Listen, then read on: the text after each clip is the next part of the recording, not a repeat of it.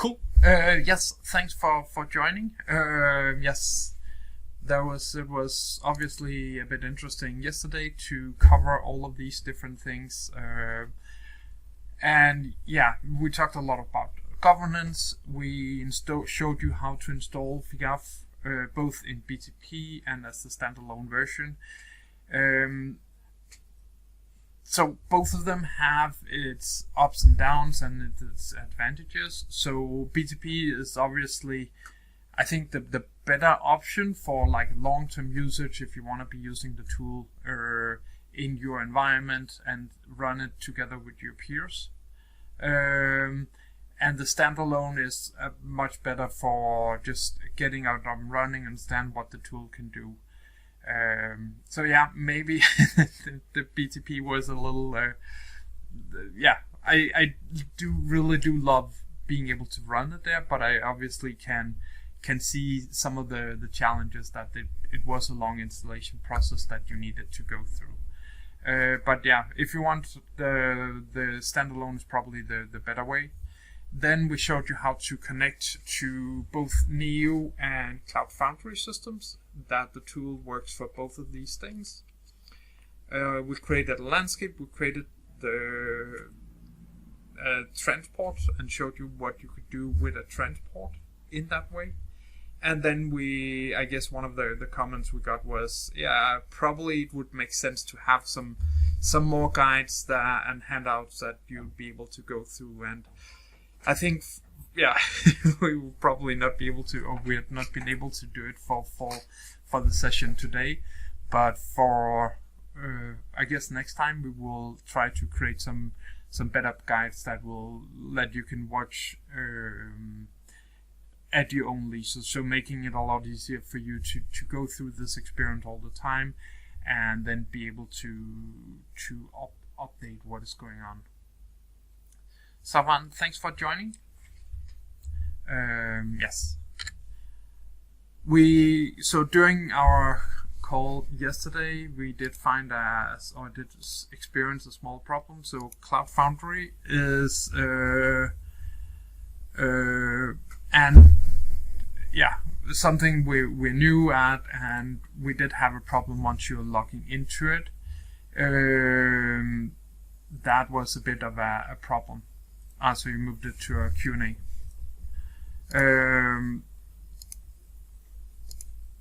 Yes, so I don't know if the API endpoint does not work. You could have some, and I guess that comes to our next slide. Yes, questions. Let me just take this one. So we did update the version of the BTP because, yeah, this was a new feature we needed to support. And a new patch. So in your BTP deployment, you just need to use a new version of it and then redeploy. I don't know what you're getting of errors from this API endpoint. A lot of times we have seen, and that is also if you're running it with the FIGAF tool, is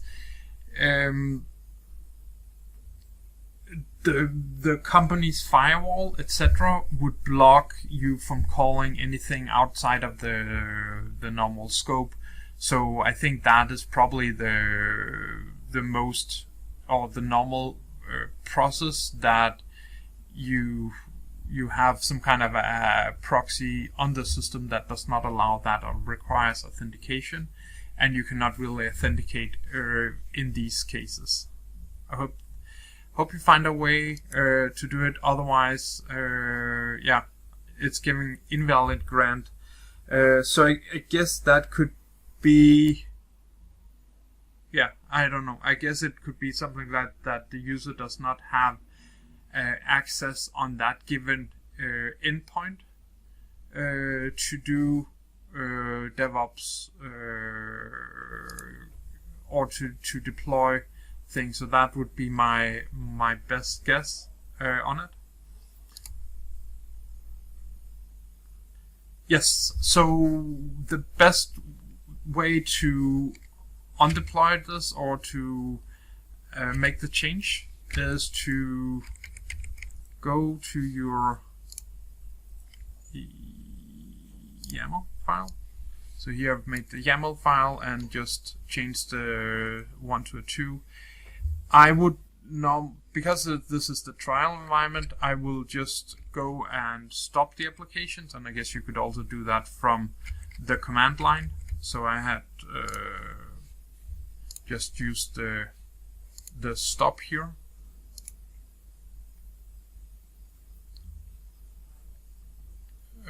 Of these 2 commands, and then deploy it again.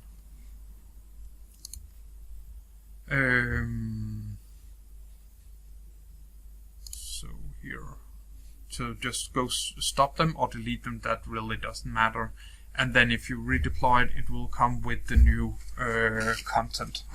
I think if you have a real account, you may be able to just upload it, and it will be able to have both versions running simultaneously, and then once it is fully up and running, it will deploy it.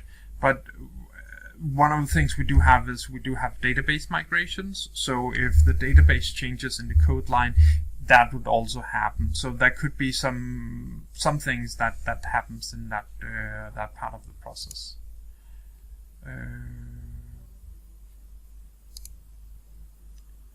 Other questions?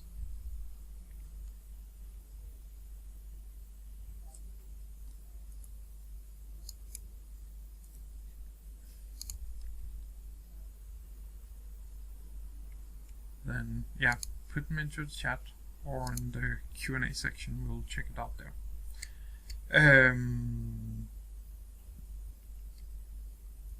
Good. Okay, let's just continue.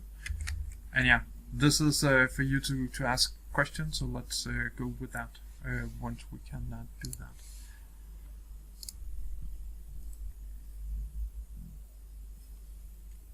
Oops. So yes, more questions. Okay, so one thing we did not cover as much in the last day session was this thing about how you can actually manage larger projects. So you probably have some of the problems that you have, like long-term projects that you want to go through and deliver integrations in a longer period of time, and then you also want to be able to support landscapes. And do you need separate landscapes? So this is the normal flow that you would be doing development up here, and then you would do development in a new set of systems that would then be merged into the productive system and then handled that way, or move backwards or something like that. And that obviously has some issues that you need to resolve while setting up the system and handling the development. Like you need to make these 2 objects in sync whenever something happens. We had one client that had those kind of problems, and we talked a lot about how they could actually fix it, and they would just have one landscape instead, and then they would be using the virtual Q&A to handle these longer term processes. So they could put it into the Q&A system, and then if they had support requests, they can just move it directly into the productive system or via a test system. So this gives you some more capabilities to handle transports. But obviously the biggest thing is, how do you actually do this? So let's say you are live with one version, then you start the project and go to version number 2 and move it into Q&A. The idea is then, if you have a project or support on your live system, that you would roll it back to the productive version, make a change, transport it into production or via the QA system, etc.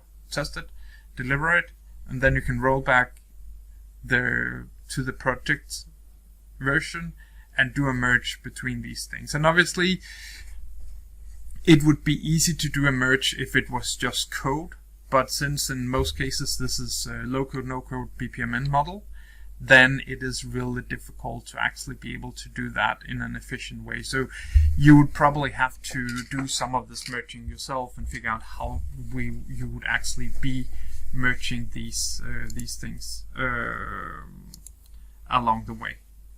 And then you can move the merged version into the Q&A system. And yeah, we have the tool that helps you with the virtual. We do have the transport. You have the Q&A. All these comparison options that enable you to much easier to figure out what is different between two different versions. And of course, if it is more Git related or code related, we do have the Git repository that would enable you to monitor those things.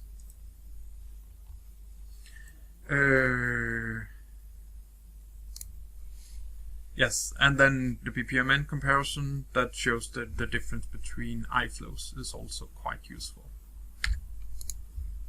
We do have tickets or an API that you can use to call the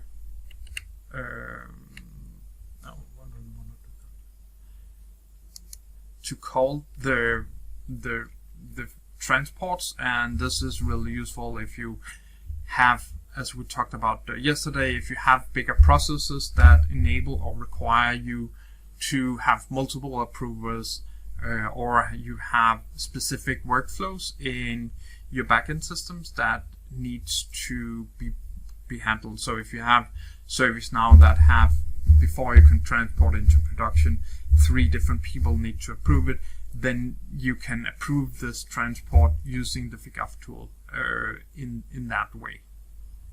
So that's the APIs that you have here. Cool. Then any questions on more on the transports that we should be covering that could be interesting? Or something that you did not see that we needed to cover?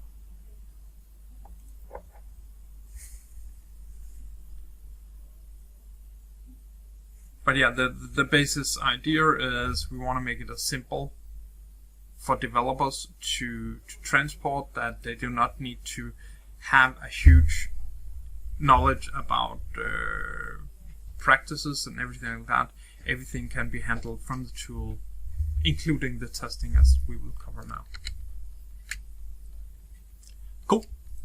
So testing and testing SAP CPI.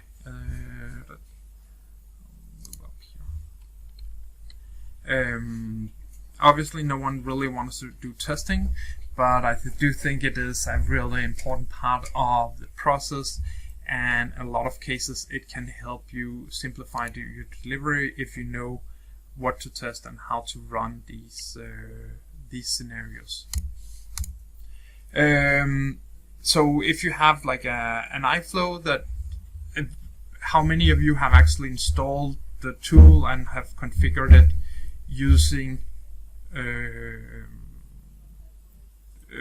and I have connected to it and be able to send messages through it?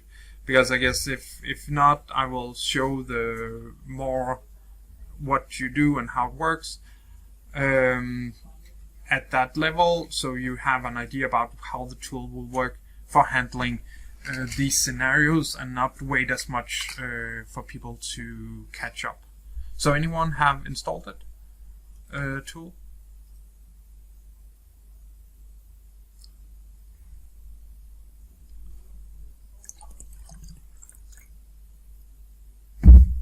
Okay, good. Okay, I will show you what you can do once you get around to install the tool and set it up. So testing, we have a number of different ways to do testing. So we have a CPI tests of iFlows to really simplify the process. We're using the record replay option, which means that you as a developer do not need to do that many steps. We have mocking of iFlows, and this is really interesting if you have if you're doing development in the landscape and for instance calling ServiceNow, or have some services that are not available or will not produce the same response in development, then this makes sense. It's also enabled to reuse these some of these test cases. So if you have created a test case, push it into the Git repository, you would actually also be able to reuse it there. You have specific handling of you can go in once you're creating test cases to specify which steps you want to have. We have options to use MPL and persistent messages, and then we can test with confidential data. And this is important if you, for instance, have data and employee data that you do not want customers to, or your developers to actually be able to see. It does put some requirements on the system, etc., that you can use that as a way. So it is a little more complicated to set up, but it is an option. If you have an iFlow with you want to test that is using Process Direct, you need to get our connector package, and we got that one into the Cpi App Center, which was really nice.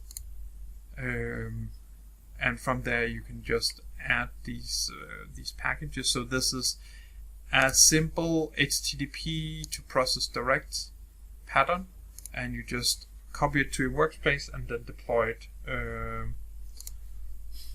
like this. And there's also latency test. We can also deploy that one. We'll need that for our session on monitoring the system. Good.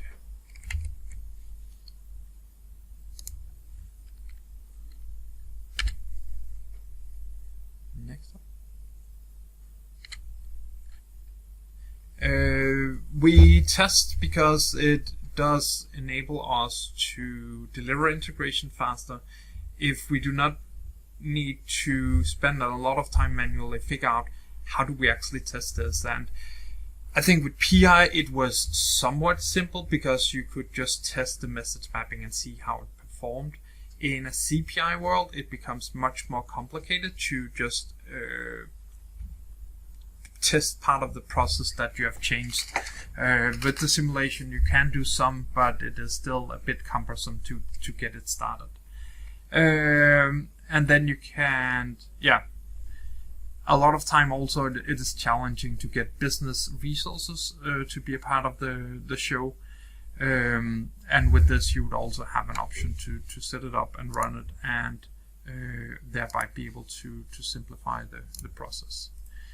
Record replay is about fetching data from an existing iFlow that already runs. So this could either be a productive system or it could be from your test system where you are developing this and thereby creating new cases along the way. A lot of time when I talk about, and I want your thoughts on this also, is test-driven development is really a good way to go. In an integration perspective, I think it becomes really difficult to actually, and with test-driven development, I guess the idea that you have an input and an output message and you want to ensure that they look the same all the way, or also after you have done your development. I think for a migration purpose that would obviously make sense, because there you have ideas that of things that change along the way that you want to set up. But in a new development process, I really think it is difficult for the business user to create these more than the top 20 fields or 80% or 60% of the resulting mapping based on an incoming document, and thereby you as a developer anyway need to find the remaining 40%, which would take a long time. But any of you guys, have you found a good way to do test-driven development where you are just getting input and then you can see how it performs and update it in that way?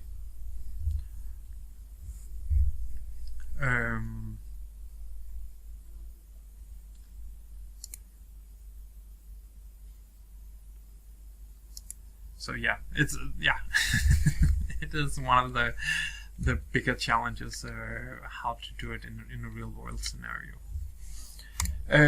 So we want to create some test cases and show you how you can run this, create and run the results of these things.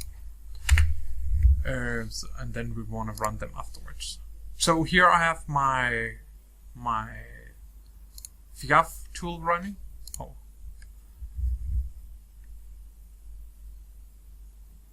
It needs to log in, and yes, we did experience sometimes that it goes into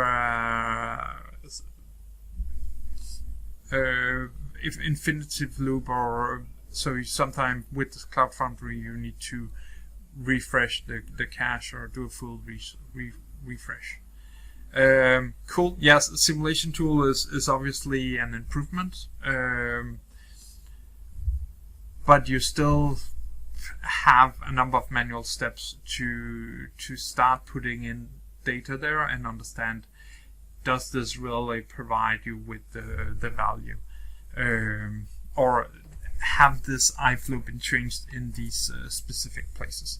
Hopefully you'll see that this option will simplify the processing that little. Okay, so here I have my CPI system. I have connected, I have an iFlow here, and we can go through it. We can open the iFlow if we want to. I have created a small iFlow that can, it fetches using an OData here, and down here I think it calls a REST service at the same site. So here we are calling a Northwind database with some property and do some different modeling around this. So that's the one we want to be testing on, and the simple way to create a test case is simply you just select the Bootcamp here, you select record messages, you specify a test suite where this fits into what the data is. We just want one message, and let's just call this you can either use express expression or you can use data here. So the thing we are trying to configure here is we want to give you a way you can handle these. Is it blurry, Michael? It is. The screen is not blurring, or it's just okay. Yes. So our idea was that we wanted to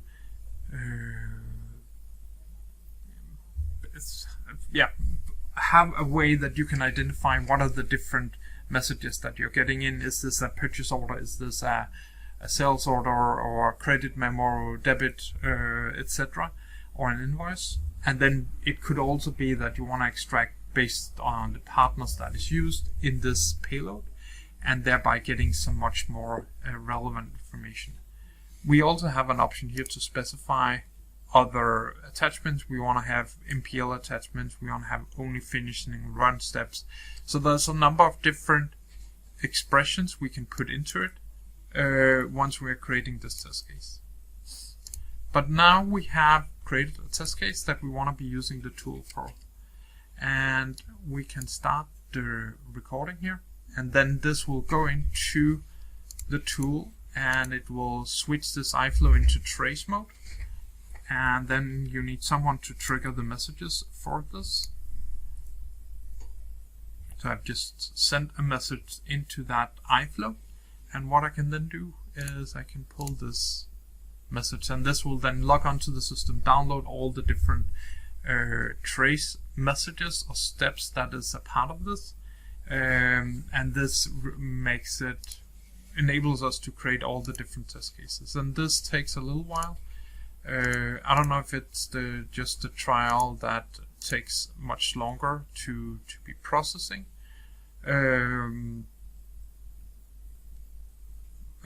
because okay, yes, let's see if I can boost here. Let's see if I have any here. Presenter name. Variable bitrate. High.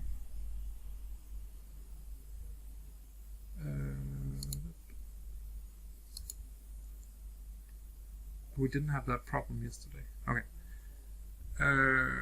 Yes, we will share the recording just as we did for the yesterday's session. So the iFlu, this would run on the CPI system. So all of this, we are just invoking this from the FIGAF tool. And if we refresh now, we can see we got 1 inbound message and 17 outbound messages. If we look at the details here, we can see this is the inbound message that we are getting. So we can see these are the payloads that we have here. So let's just take one of these messages and go in and edit this. So we have some idea about where that there's actually something that is changed. So we changed the phone number in one of these things. So this is our expected output message. And what happens now is so we have our test case here. We can select it and say, okay, create a test case based on this. And now we have a test case for this specific iFlow. And we can say run on any of our systems in the landscape. And then this will take this iFlow, deploy it, and run it. And if we go back to the CPI system,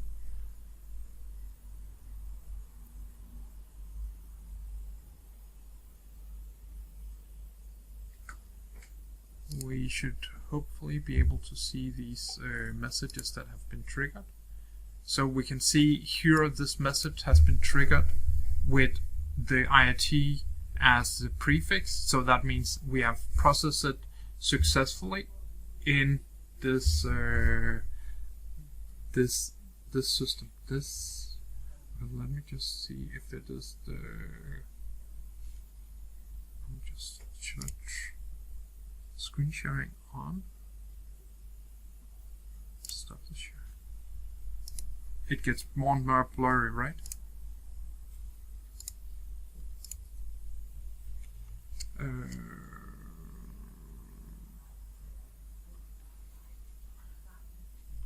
Hopefully it's better now. So here we can see it has been tested with this, and if we go here to our last result, we can see it has been run here. If we look at the results here, it is still being processed. So what happens is we will send this message out to the user or to the CPI system. We will switch the iFlow into trace mode, send the message out, and then we will download all the individual steps from this this payload.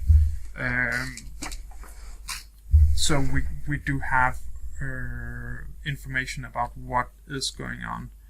Camera and mic settings, that's not bad. But that is yes. And then it does take a little while for it to process. We now get a list of a lot of errors here, and what we can do is we can go into the diff here. There's something about so this is an application ID that's changing. That is okay. That it is ignored, and we also have some standard properties that you would need to be ignoring in this case. And the easiest way is just to go in here in the diffs section and see, okay, we got all of these new headers that were changed or was not a part of it. So there's a message header expires that is updated or is changed each time you run the message. The idea is then that you can use this comparison, that you will take some of these payloads, compare them again, and say, okay, I know this part has been changed, and that is what I wanted to cover in this scenario. And if we refresh now, we should hopefully get one error. And if we look at the diffs here, we can see that this was the phone number we changed in our expected payload. So this was our expected payloads that we saw here. Let's see, it's not And we have a number of different options. We can either go in and say, okay, we just ignore the phone number, and that would mean all phone numbers in the phone will be ignored. Or we can say, okay, we made a mistake when we did that, so we have an option here to say update test cases to use this run result. And that means that each time you run it subsequently, it would be expecting the phone number that we had in the new test and not the one from the original one. That means if you are modifying your iFlow as you go along, you will be able to improve upon this. So let's just update this and say, okay, now that is what we are expecting from this. I think we would need to rerun the test case for this to take effect. So we do have some other things we can do here. We have download the report about what was happening here.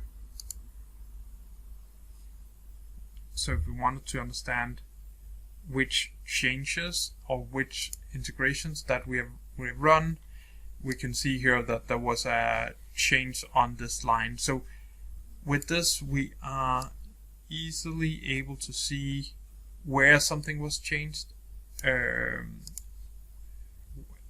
stuff like that, and be able to see what were the changes or the setup that we had for this run.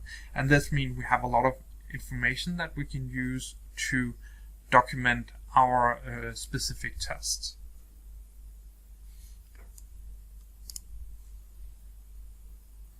Question on the testing part?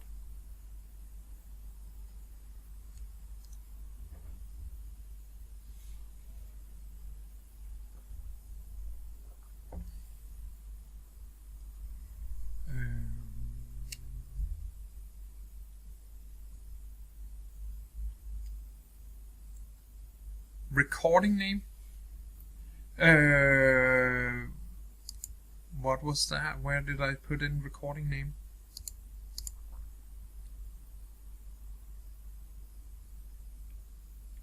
If so, what's recording name?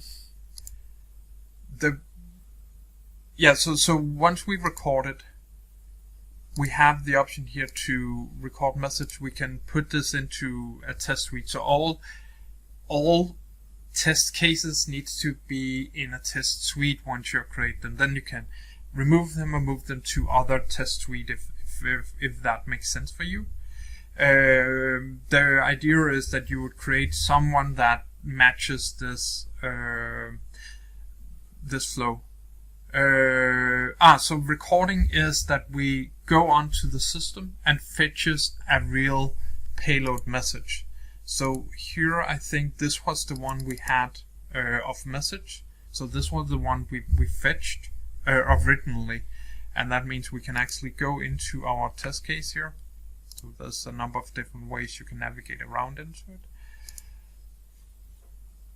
We can see the messages here, and if we look at this payload here, we should be able to see the application ID as 19.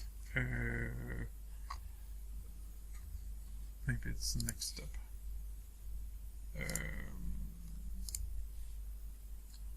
Sender, receiver.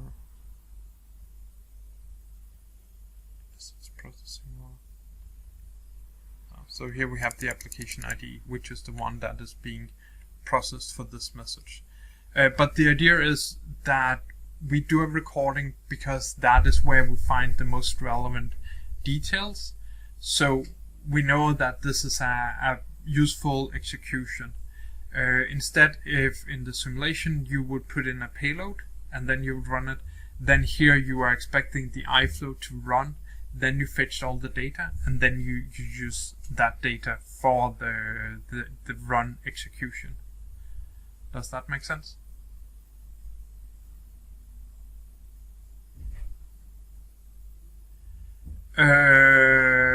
So the way we're testing in the FigUp tool is if we're doing a test to outbound systems, do we actually see if the messages is being delivered?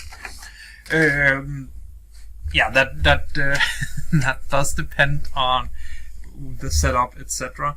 Obviously, if you have HTTP calls, etc., you would be able to see, do we return data back in the same way? So, and then also in this one, we are calling out data, getting these data back, and if that did not work out successfully, we are getting an error, and that error would then show up in the test that you have some payloads that would be missing, and with that you would not really be able to see what is going on in that case. If you, for instance, just send the data using an FTP and it is able to deliver the FTP, you don't know how the system reacts to this this flow, and if it is, so you will just deliver the message and know you have delivered the message, but you would not really know whether or not the full end-to-end process was successful. Marcus, did that answer it?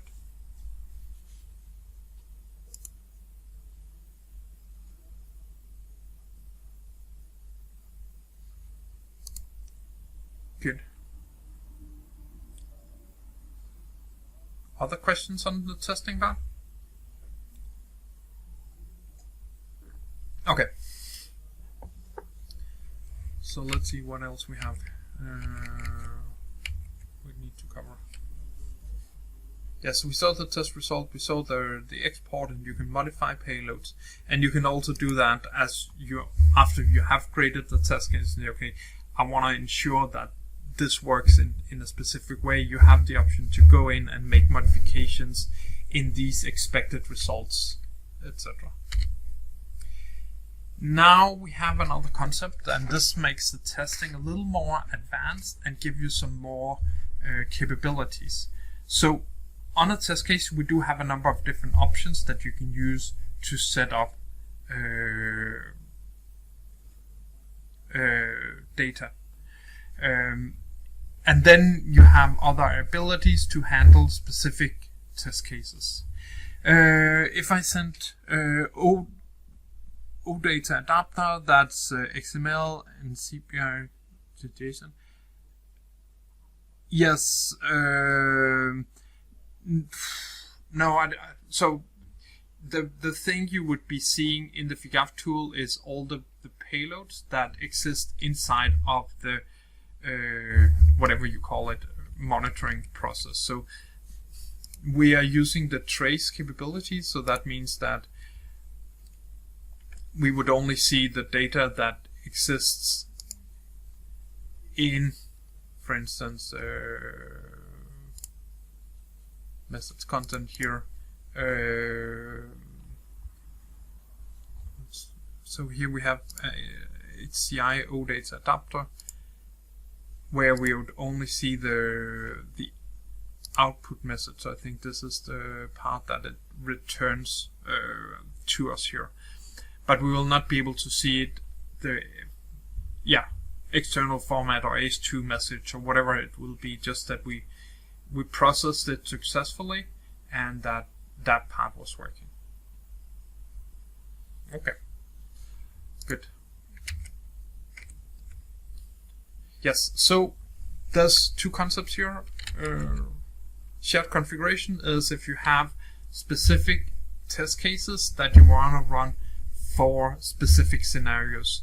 So that could be that you have some ignoring elements that is important for one set of messages. In another case, you only want to run the first and the outbound message, and that those are the ones that is important for you. And that means you would get some different test cases.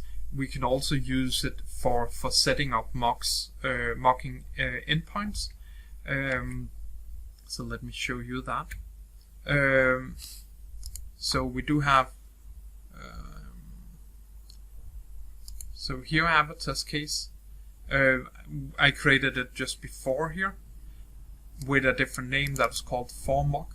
and that means that I can create a shared configuration for my CPI platform.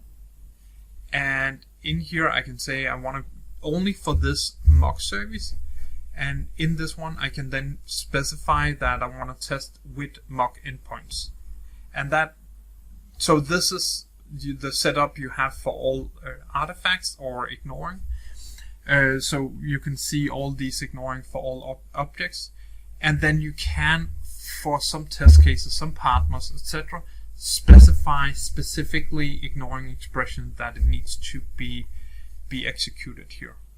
And that means if I go back to this test case and select it and I run it on my system, what it will do is it would, and so we have a service here.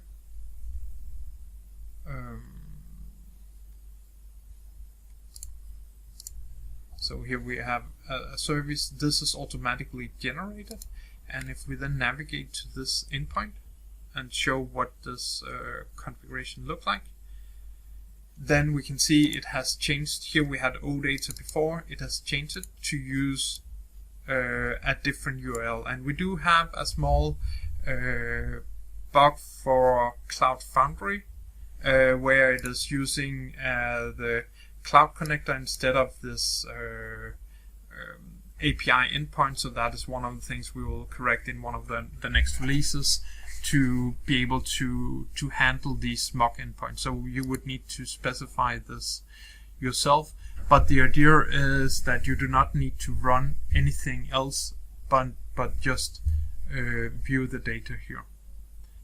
And then if you make modifications to the iFlow, this mock endpoint would automatically be updated to match this. So let's see here.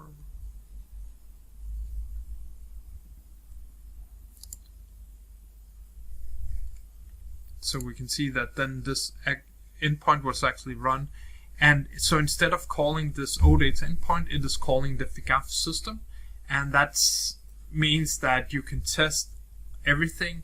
Also, AS2 whatever. But it would obviously not test that the AS2 works, but just that the full flow underneath work as it is expected to do. And that means if I go back here, I will then be able to see testing results. We can see it is still unfinished, and it does take a little while for it. We can see it is using this comparison mock, and we can see here applied ignore expressions. So it is a completely empty test case that we have created, and here we can open the test configuration that was actually used for this, or the original one, but not the one for this specific test run. One thing, if you're starting to run this, is, and you're seeing, okay, it does not produce any result, is you need to go into this test runs. Here you would be able to see, are there any problems with sending messages to this endpoint? So it could be that the user credential you have used is not valid, or something else like that, that gives you these type of warnings. Let's see here. And it should pull these messages automatically, so it is being skipped.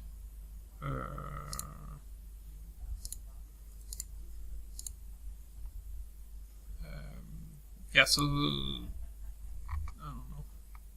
Normally it would pop up here, but could also be the trial environment that does not have enough resources to handle this. So if we look here at the test cases, so here's the mock one. I ran this before, and you will then see here we actually got ran it in this way, got this a number of different diffs. We had not put in these ignoring expression before here, but using this mocks makes it really simple for you to test if an iFlow, or the logic behind an iFlow, has been changed after you make modifications to it. And it could also be sent your sender adapters, etc., that you want to be able to test with it. And yeah, you have it in unfinished state, so hopefully it will process it soon. We do have, if you want to do testing and see how it's going, we can see some of the polling unfinished object one. Polling was not finished. That must be one of these up here that ran this. And yeah, so you have some different ways you can view this. We have these messages that have been run here to handle the migration here.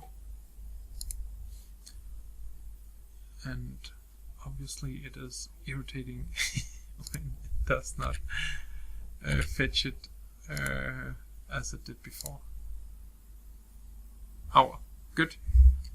Yeah. Cool.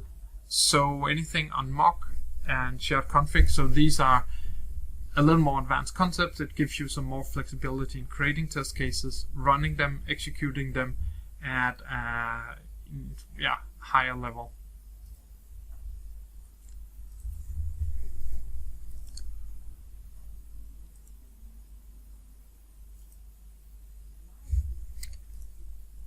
That's a QA. That's the answer.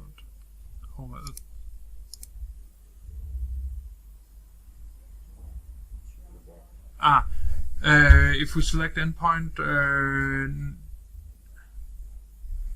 no. So if you select mock service, right now in this 21, this current patch version, you would need to do that manually.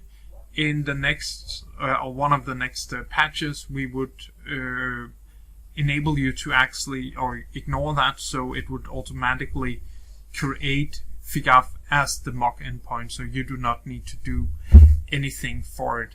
And if you change the original iFlow, the tool will see this iFlow has been changed and thereby updated correctly. Is that okay? But yeah, we wanted to take away all the challenges for the developers, so they did not need to do anything with that process. And yeah, you also have, so on the test object here, you have some of the different ones. So you also have only finishing and run steps. I guess in this case it would be an okay idea to use that. Because we are actually only interested in the last message that we get here. Yes, someone?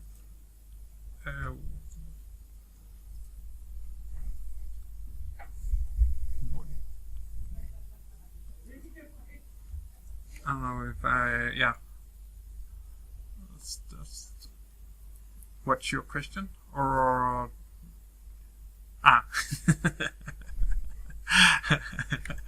okay, cool. That's okay. Good.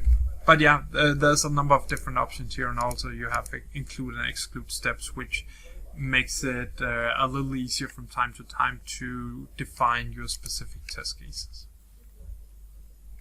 Okay. Good. Shared config, invoking via API.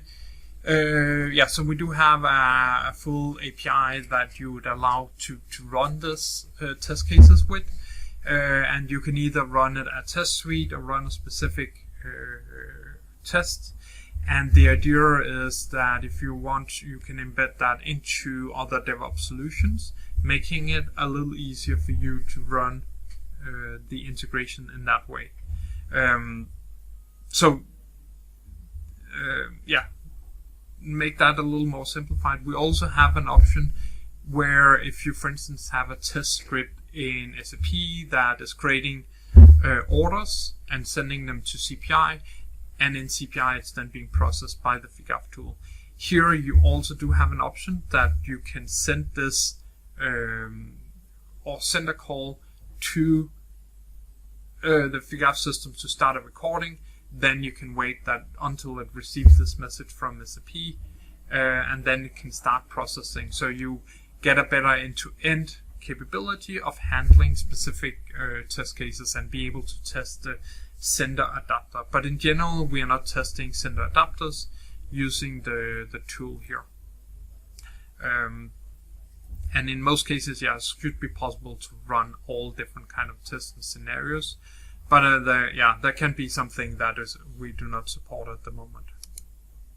Well, we talked about mocking services.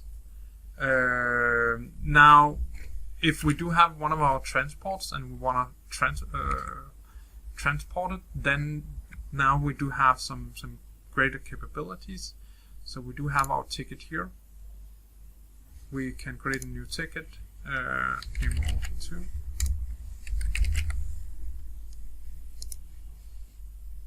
It is using, let's just use the same endpoint here. So one of the things we can then do is we can attach this object, and now the easiest way is just to select the last configuration. So we have here our objects, and now we can look up these different test cases, and then we can actually add them to our test or to our transport and run them on our system the same way as we did before. So thereby you get the full deployment process as a part of this, and you're able to actually run all the tests in a much simpler way. Yeah, because you have them all, you can go through the same process about updating and recurring these cases here. Cool. So yeah, that was the transport happens. Monitoring is also an important part. You want to be able to check. So we do have a number of different monitoring options. We have one about understanding how well the CPI is performing at a given point in time. Tests how long time it takes to process certain amounts of requests, and then get some information about how often this runs. So we do have some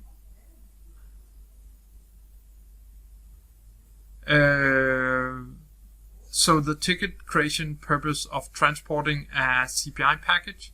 So in the FIGAF tool, we have the option to transport individual iflow, value mappings, or packages in this process. And with that, you can configure it and transport it into the landscape. So the transport is, the ticket is to create transports as a way to group the objects that is a part of your transport.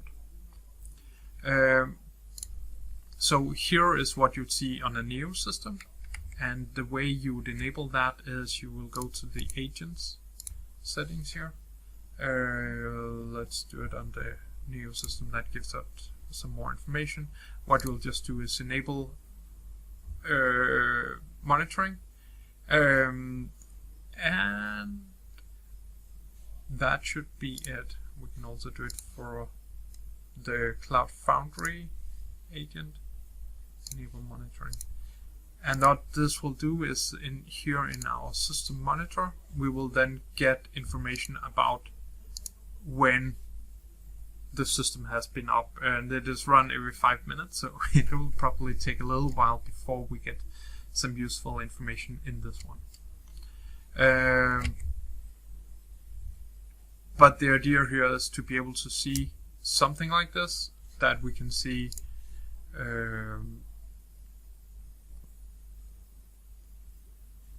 CPU load for Neo, the latency, how much this processing or it takes to run a simple iflow, the memory, the time period it takes, and then we have about how many messages it has processed in these 5 minutes. So you have some kind of a guidance on how well the system is performing. But yeah, I don't know if these attributes make sense in a Cloud Foundry environment. Unfortunately, probably we will not be able to see it, or it does not really make sense because it's more virtual there. If we look at monitoring, there's some different capabilities. You want to be able to look at specific processes to see how they're performing and figure out, okay, if we have a business user that has access to certain things, how is it that he can see data for just the finance process, and view persistent messages and MPL attachments. So the way we are doing that is we have our Cpi Message Monitoring, and we can go in here, we can create a new filter. We can say this is Bootcamp. We can select if we want specific statuses. We can select which artifacts we want to have. So we can select one or more artifacts that is a part of this. And I know that SAP just updated their version, so you can select a package in the standard CPI monitoring. So here we can see these different data. We can drill down on the timeline and see what's going on. One of the things we do have access to here is also, we have access to all the attributes here. We have filters that allows us to search for this. We have the persistent messages that you can download and see what they look like. Behold, and open this message. So here we can see that the MPL or persistent message was what that was. And the same for MPL attachments. We can also download them and for this. And this means that the business user would actually be able to handle this himself in a little simpler way.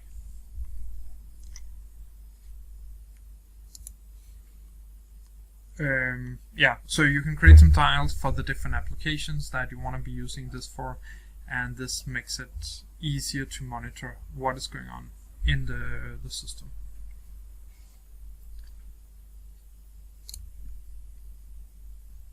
Okay.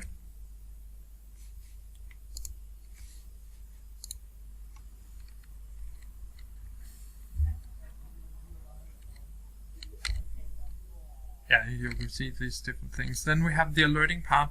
This is about what happens if we get into problems or when something bad happens on the system. How do we find out what type of messages, alerts that we fail, and that we can then pick up and see what is going on. We can trigger the alerts and call someone that has the platform, or send data, send emails to users. So let's see what that looks like. I guess I need to figure out if I actually have any problems on this system. Otherwise it becomes a little past week status failed.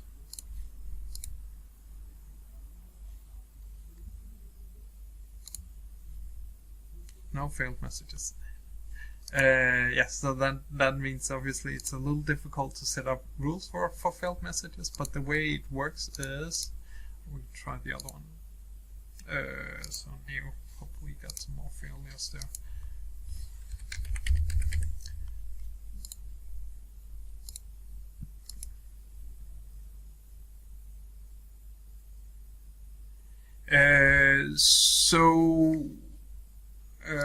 Yes, we want to set this up.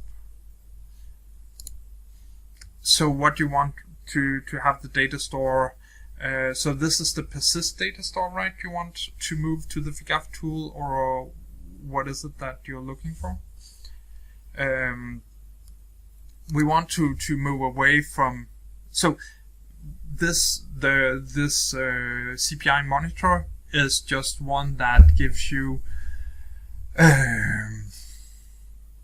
real-time access into the MPL attachments or the messages that is being processed. So data is not persisted in the FIGAF tool in that case. We do have another one. We have a lot of processes. Let's see here if this one failed. Pull messages. So here I'll come back to the data store option, but this is just to see process messages. So here we have an iFlow that failed for some reason. So this will then continuously go into the system and see, okay, what happened here, what were the error that we received here, and we can see some reason of what this happened. There was it didn't seem like it's in most cases it will come with some description about why this has failed, and then what you can do is you can create a rule based on how this has failed and the test message that we got as a part of this. And with that you have an option to create a number of different rules that simplifies the deployment process or simplifies this notification of rules. So in this rule set here we have an option to pause similar a notification for a period of time, write how to process these, send them via email or send them via a webhook to someone else, some other system that needs to process this. And then the idea is you will, as you use the tool, you will create a big rule set about all the changes or all the problems that can occur in your system. And then from time to time, or then once these alerts happen, it's a lot easier for you to resolve them, go to these problems and resolve them as they progress. So it gives you a good way to have some of the different rules of the different alerts and figure out what is going on. And you would normally get a simplified message on this specific case, what's going on here. If you're talking about process messages, we do have this monitor, and here we have an option. We can select integration object. So let's try to select these two. Just the normal one. We can define whether or not we want which messages or data we want from it, and we can then go here and pull messages. You can also specify that as a job that every 5 minutes or an hour will go through all of these different messages, and then you can see the different messages that has been processed, the trace level, the IDs for these messages. And here you would then, once it has processed, it will then enable you to see all the data about these payloads. I can't recall which one it's. So these ones should be finished. That means we can see the easy recognizable name of this payload. And here we can see this specific payload in here. And these are then persisted in the FIGAF tool. And we can go in for this specific case and specify how many days we want the specific one to be persisted, or we just want to use the data from the agent. And if we want to schedule that, we just go in here, go into the edit, and we say enable monitored message pulling. And I think we will just do that at 9 minutes, about the hour.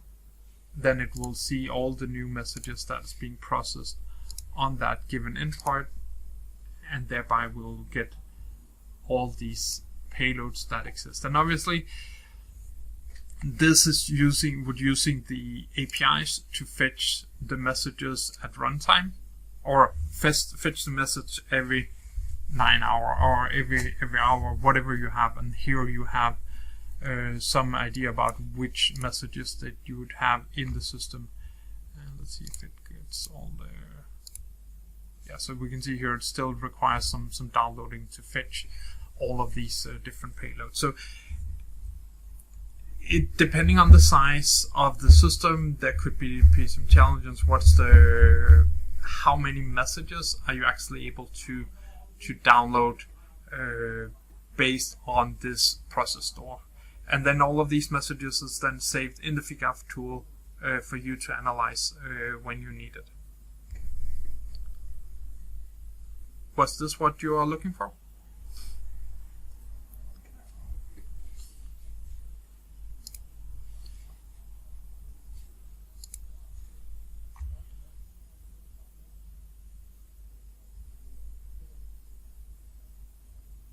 Good.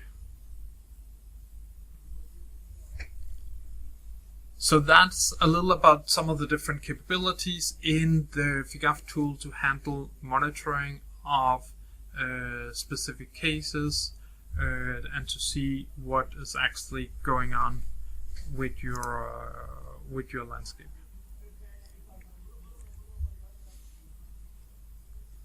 I think that was. Oh, I did have one thing here about this is our.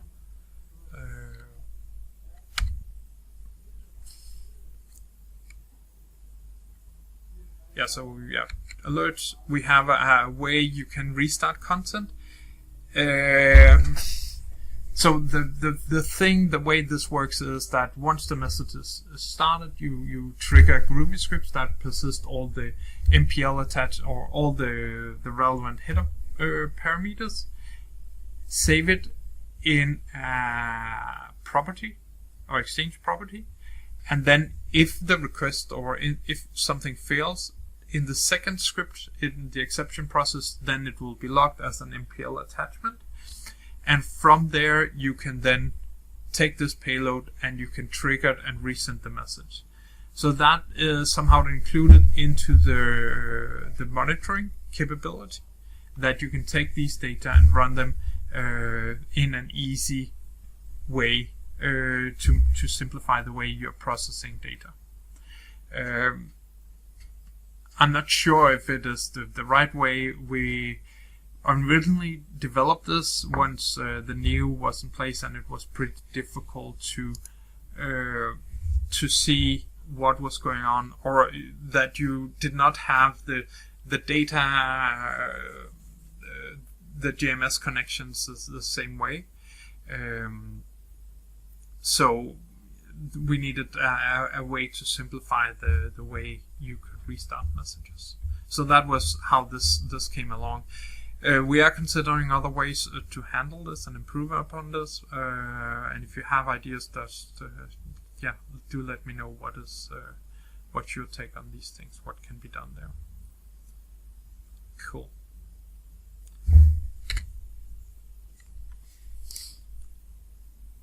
Yeah, and obviously if you want to send emails out, you need to have a mail set up, and that's done on the application side, where you can set up which email to use and who should receive these messages. So some of the things we'll cover tomorrow is using GitHub or the Git repository to have your payloads in. I would recommend installing Community Edition of IntelliJ. Then you can download Gradle, and then we would look at how to take some of these test cases we created and push them into a Git repository that you'll then be able to use, and then hopefully we'll also cover PI to CPI migrations. One of the things I would like to cover today is how to create a business case for it. And as you probably already have seen, there is a lot of these automation that makes it a lot easier to handle SAP integration. It would allow you to deliver integration faster, better documented, because you have all of these tools in just one place that's easy to use. It reduces the complexity of your deployment process. and you get this control that you can configure iflows once, and then it will be deployed in the landscape. And then you have the testing tool to increase the quality, and the support tool that will enable you to faster find errors. And putting in the support tool in one place also simplifies the development, because you do not need to put all of these specific development into all flows. There's also another part about getting rid of a lot of these documentations. It's about much easier support, and then I guess the main part is it saves you money.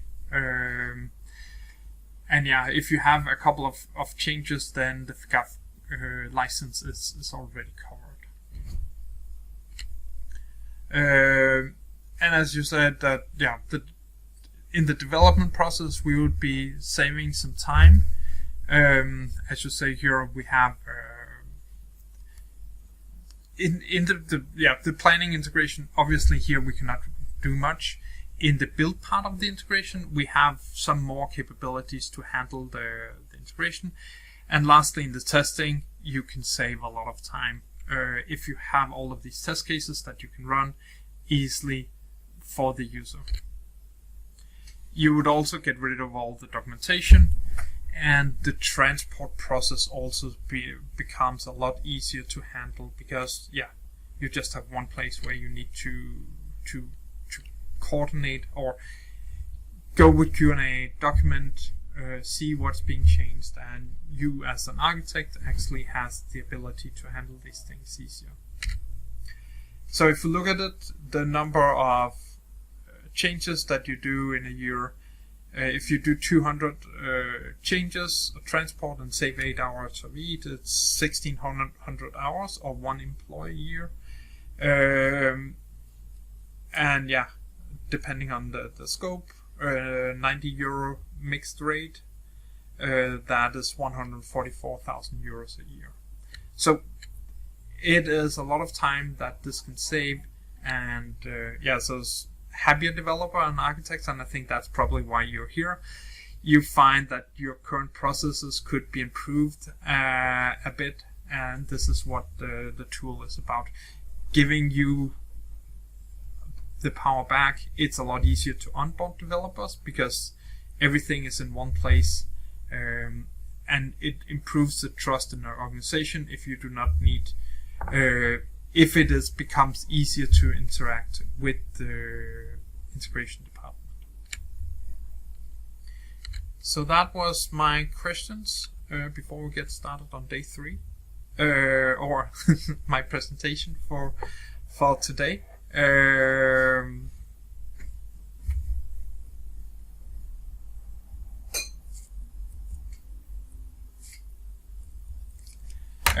More questions along the way?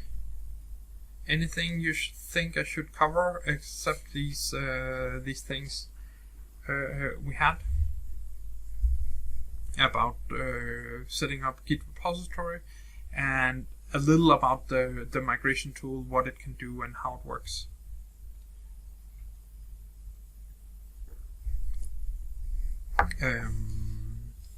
Good.